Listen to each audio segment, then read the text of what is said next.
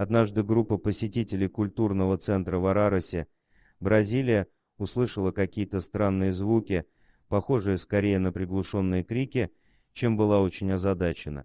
Шум доносился непонятно откуда, из какого-то отдаленного уголка здания. Крики были похожи на кошачьи, хотя люди не были точно в этом уверены. Они проверили все, что могли, в поисках необъяснимого явления. И тогда кому-то пришла в голову мысль, что звуки доносятся из-под пола. Несколько людей из группы выразили свое мнение, сказав, что если звуки действительно исходят из-под бетонного пола, то лучше оставить это существо умереть, кем бы оно ни было. К счастью, нашлись и те люди, которые посчитали такую мысль безумной и приготовились принимать решительные меры для спасения.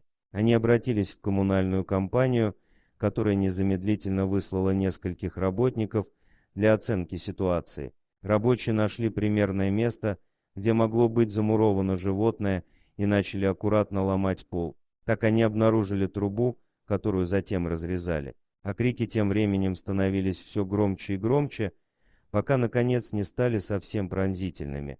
Тогда, порыскав рукой в разрезе трубы, мужчина достал оттуда крохотного котенка. Он комочком сжался в ладони спасателя, и люди, наблюдавшие эту картину, начали аплодировать, радуясь успешному спасению. Однако это был еще далеко не конец.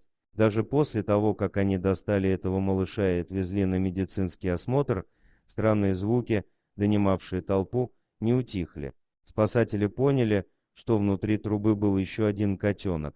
Поэтому рабочие продолжили стучать по трубе, выискивая правильное место и разрезая трубу, чтобы попытаться спасти еще одну жизнь. После аккуратной работы по разрезу трубы они спасли еще одного котенка. Тем не менее, оказалось, что их было еще больше. Спасатели еще несколько раз повторили работу, описанную выше, и в итоге за время своей миссии спасли 4 котят, каждый из которых застрял в разных местах трубы.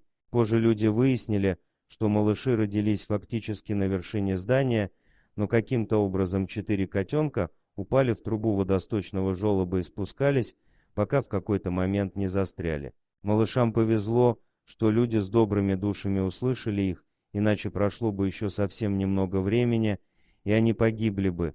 Новость о спасенных котятах быстро распространилась по городу, и люди стали собираться, чтобы помочь крохам. Мы объявили о спасении в социальных сетях, и люди в этом районе стали приносить молоко, бутылочки, лекарства и другие продукты для животных, рассказывает Рикардо Урбах, один из спасателей.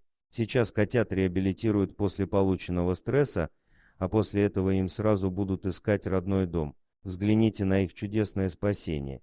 Благодаря сострадательным посетителям и небезразличию коммунальной компании, целых 9 жизней было спасено. Дорогие друзья, если вам понравилось видео, поставьте лайк, а также подписывайтесь на канал, где найдете еще много интересного.